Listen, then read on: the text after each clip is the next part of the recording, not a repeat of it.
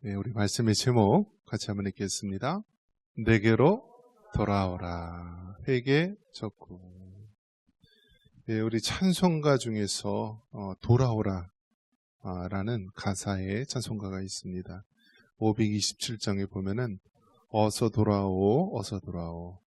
네, 어서 돌아오, 어서 돌아만 오.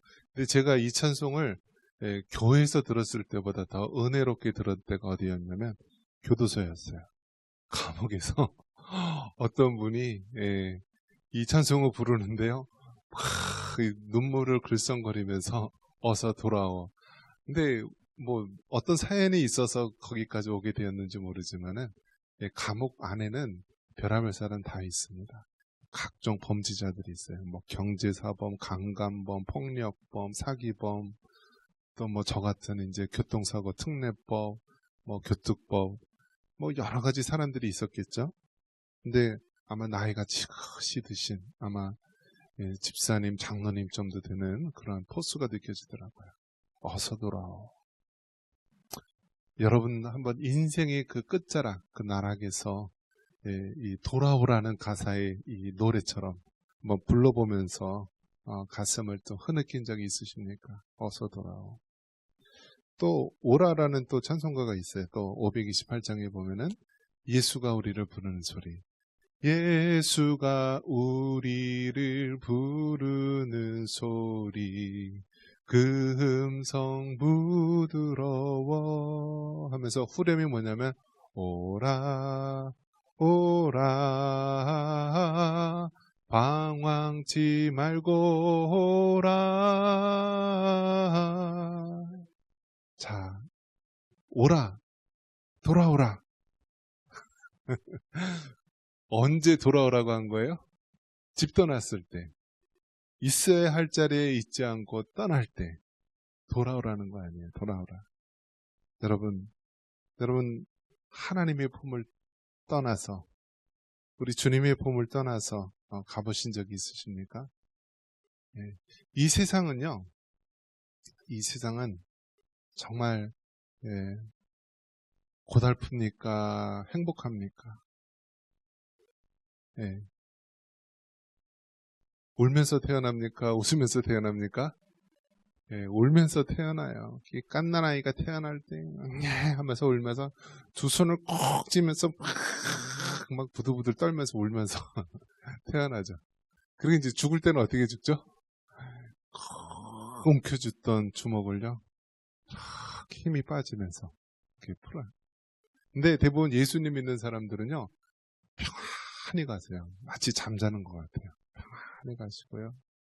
또 예수님 믿지 않고 죽으면 지옥 가나 어떻게 되나 하면서 막 내가 이럴 줄 알았으면 이렇게 살지 말았어야 되는데 막 아둥바둥 하는 사람들은요, 정말 몸이 빳빳하게 굳으면서 막 비비 꼬이면서 그렇게 몸소리치면서 또 돌아가시는 분도 계시더라고요. 내게로 돌아오라. 우리가 하나님의 품을 떠났다면은요, 돌아와야 되는 것입니다. 돌아와야 됩니다. 이 세상에 가장 불쌍한 사람이 무엇이냐면, 죄를 짓는데도요, 아무런 징계가 없는 사람들은 가장 불행한 사람이에요. 예수님은 안 믿고 막 세상에서 흥청만청 그렇게 지내는데도 잘 되는 사람들, 가장 불행한 사람이에요. 왜 그렇죠? 그들은 구원받을 가능성이 점점 희박해지는 거예요. 하나님을 멀리 떠나면 떠날수록, 예수님을 믿지 않고 세상 이 쾌락 속에 빠져들면 들수록 점점 더 힘들고 어렵고 그 영혼이 메마르면은요, 하나님을 찾을 수 있는 가능성이 그나마 조금이라도 있겠지만, 예수님을 믿지 않고 잘 되는 것이 이 세상의 가장 큰 저주요, 가장 큰 어려움일 것입니다. 하지만 예수님을 믿는 사람은요, 떠나면 어떻게 될까요? 떠나면, 여러분, 고무줄에다가 무엇을 잡아당긴 다음에 당기면 어떻게 되죠? 더 돌아오는 힘으로 강하게 고무줄이 잡아당기잖아요. 예수님 믿는 사람이 하나님을 떠나서 멀리 가면 갈수록 어떻게 되나요?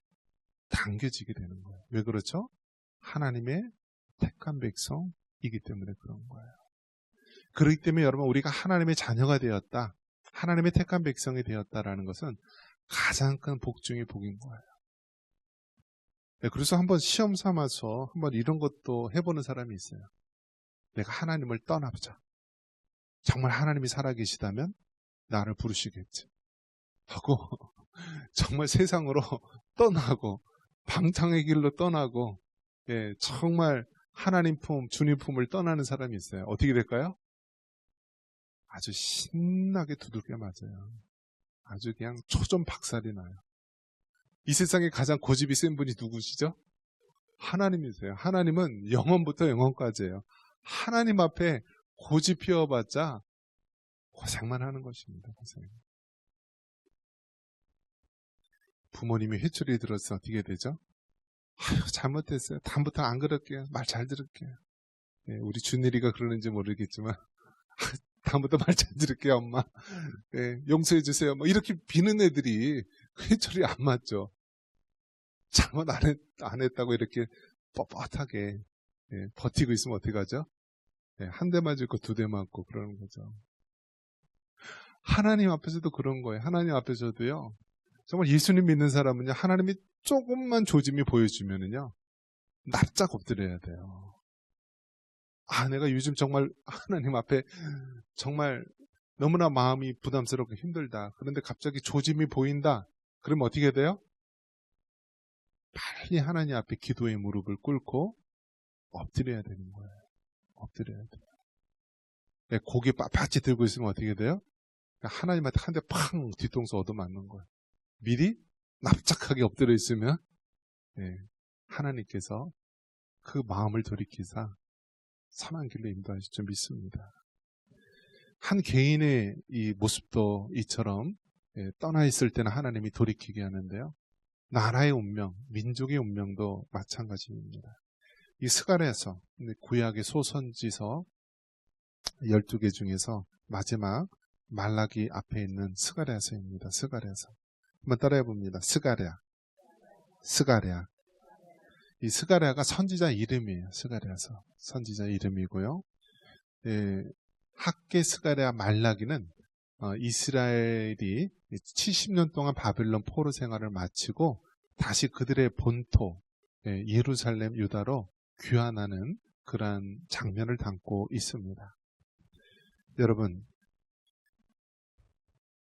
구약에 나오는 하나님의 택한 백성이 누구냐면요, 하나님께서는 처음에 갈대아 우르, 오늘날 이제 이라크입니다. 이라크. 갈대아 우르, 하나님과 전혀 상관이 없는 그런 사람을요, 택하셨습니다. 그게 누구죠?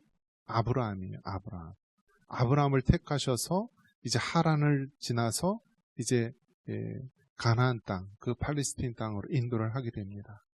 그러니까 아브라함은 태생적으로 이방인이에요. 이방인. 갈대아 우르에 사는 이방인이었어요. 근데 하나님께서 아브라함을 택하셔서 하나님의 언약에 따라서 택한 백성, 하나님의 언약의 백성으로 삼으시는 거예요. 아브라함에게 주신 약속이 무엇입니까? 하늘의 별과 같이, 바다의 모래와 같이 내 자손을 이렇게 주시겠다라고 이야기를 합니다. 그런데 정작 아브라함이 자녀가 많이 있어요. 하늘의 별은커녕 바닷가에 모래돌은커녕 자녀가 없는 거예요. 근데 하나님의 언약하고 자신의 현실하고 너무나 많이 부딪히는 거죠. 그래서 인간적인 방법으로 여종 하갈을 통하여서 낳은 자식이 누구죠? 이스마엘입니다. 그런데 이 이스마엘이 오늘날 이 아랍인들, 이슬람 믿는 그 세력들이죠. 그 아랍인들의 조상이 됩니다. 그래서 이름 중에서 보면은요, 이스마엘이라는 이름이 들어가면 그 조상들, 또 현재도 마찬가지고 그 사람들은 이슬람교도, 무슬림의 가능성이 굉장히 높습니다. 왜요? 오늘날 아랍인들의 조상이 이스마엘이기 때문에 그렇습니다. 그래서 아브라함이 여종 하갈을 통하여 난 이스마엘은 오늘날 아랍인들, 이슬람교도의 조상이 되고요. 아브라함이 이제 100세에 낳은 자녀가 누구죠? 이삭이잖아요. 이삭을 영어로는 아이작 이렇게 이야기하는데요. 그 이름에 아이작 이렇게 들어가면은 이 사람은 기독교인 그러한 사람이구나, 영향을 받았구나 알 수가 있죠. 아브라함이 이삭을 낳고 이삭이 야곱을 낳아요. 야곱을 낳는데 이삭이 쌍둥이 형제를 낳는데 에서와 야곱이죠. 그래서 에서는 에돔 족속을 이루는 거예요. 에돔족. 요르단에 가면은 이 에서인들이 만든 아주 커다란 문명이 있어요. 그 바위산에서, 페트라라고 하죠. 바위산에서 그들이 이제 생활을 하면서 조상을 이루게 되는데요. 결국 이삭의 쌍둥이 아들 중에서 에서는 오늘날 에돔 족속이 되는 거예요. 에돔 족속. 그리고 이 야곱은 나중에 이름을 야곱에서 이스라엘로 개명을 하게 되죠. 그리고 이스라엘이 낳은 12아들이 오늘날 12지파를 이루게 되는 거예요. 근데 사람의 원수가 누구예요? 사람의 원수가 누구예요? 여러분 안 살아보셨어요? 사람의 원수가? 자기 집안 사람이잖아요. 멀리 지구 반대편에 있는 사람이 여러분 속썩이지 않잖아요. 가까이 있는 사람이 그렇게 지지리도 말을 안 듣고 힘들게 하잖아요. 교회 가려고 그러면 못 가게 태클 걸고요. 그 믿음의 족보들도 마찬가지예요. 자기 집안 식구가 원수예요. 야곱의 원수가 누구예요? 자기 쌍둥이 형 에서가 그렇게 원수처럼 죽이려 하고 힘들게 했었잖아요. 이삭의 원수가 누구예요? 그 이복 형제 이스마엘이에요. 아브라함이 조카 롯이 있었는데요. 조카 롯이요, 근친상간 자기 딸을 통하여서 술 취한 상태에서 낳은 자식이 누구예요? 모압과 암몬 족속이 되는 거예요. 그러니까 하나님의 언약의 백성 이스라엘이 있기까지 주변에 있는 모든 집안 사람들이요 원수가 되는 거예요. 원수가. 에서는 에돔 족속이 되고요. 이스마엘은 아랍인들의 조상에 대해서 이스라엘을 아직까지 공격하고 있잖아요. 그리고 조카 롯이 낳은 그 딸들 통해서 난 자식들 모압과 암몬 족속은 끊임없이 이스라엘과 그 옆에 옆구리의 가시와 같은 역할을 하는 거예요. 자, 그런 것을 봤을 때 하나님께서 한 사람을 택하셔서 그를 하나님의 자녀로, 하나님의 구원받은 택한 백성으로 만들어 가시는 그 과정이나 하나님께서 한 민족, 한 나라를 세우셔서 그렇게 이루어 나가는 과정을 보면은 하나님의 절대적인 주권을 확인할 수 있습니다.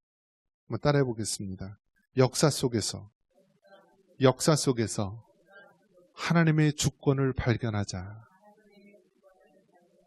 여러분, 역사의 주관자가 하나님이심을 믿으시기 바랍니다.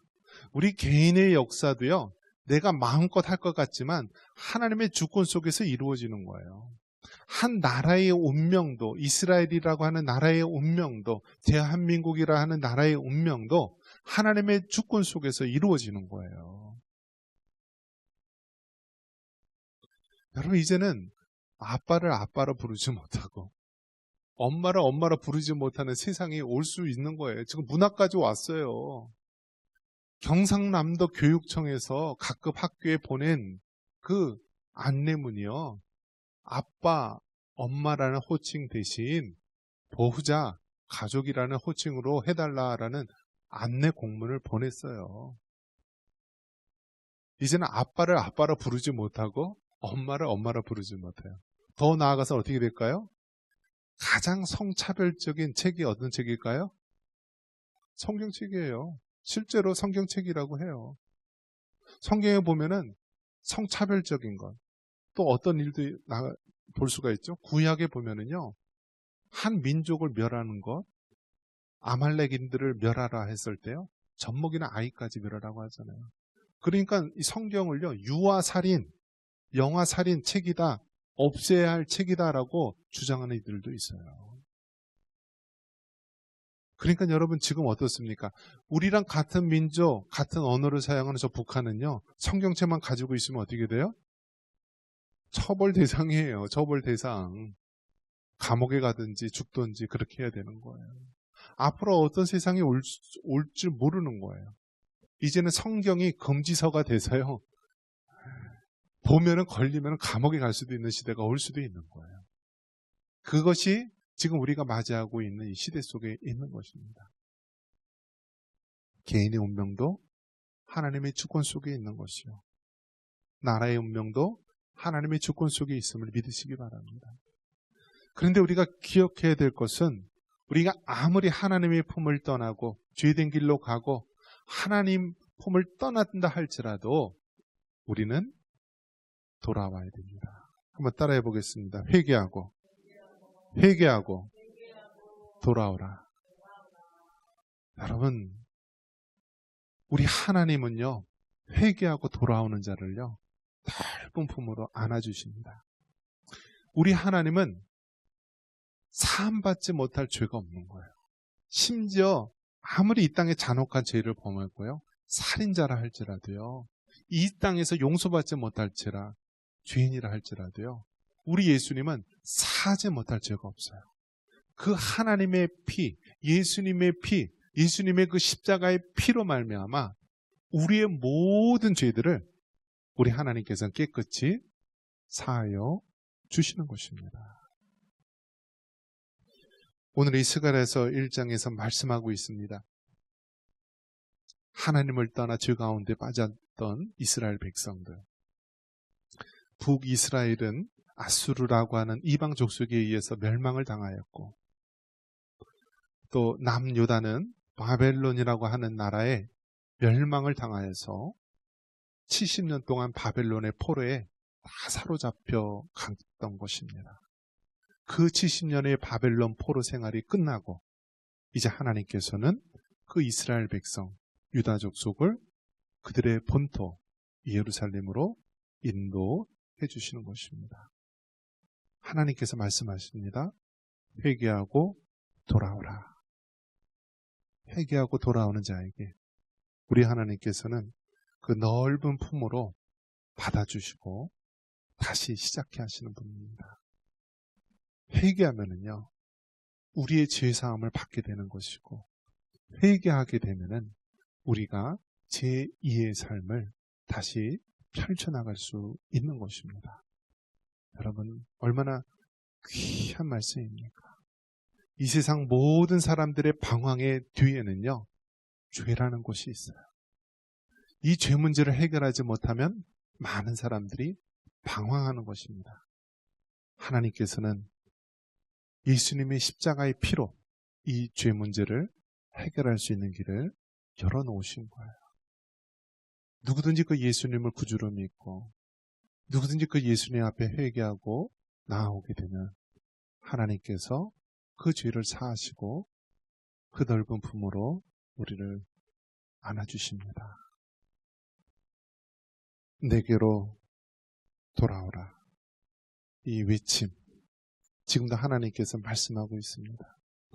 오늘 얼마나 많은 사람들이요, 방황하고 하나님의 품을 떠나서 죄된 길에 빠져서 허우적대는지 모릅니다.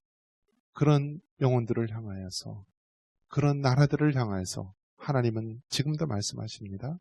내게로 돌아오라. 내게로 돌아오라. 너희 조상들의 그 걸어갔던 죄 버리고 내게로 돌아오라. 내게로 돌아오라. 이스라엘 백성, 하나님께 회개하고 주님께 돌아올 때 그들은 죄사함을 받고 새로운 언약의 백성으로 거듭날 수 있는 것입니다. 우리나라도 여러분, 일본에 36년 동안 식민 지배로 있었습니다. 그 당시 교회가 무슨 역할을 했습니까?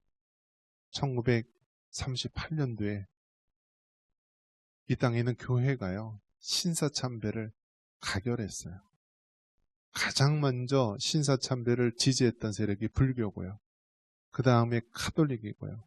나중에 버티다가 결국 장로교에서도 평양신학교에서도 결국 폐교를 하면서요 없어지게 되고 총회에서는 신사참배를 가결하게 됩니다. 1938년도 신사참배를 가결하고 난 이후에 이 땅에 어떠한 비극이 일어나게 됩니까? 그 후로부터 10년 1948년도에 바로 저 북녘 땅에 공산주의 우상을 섬기고 있는 공산당, 김일성 일당들이 자리 잡게 됩니다.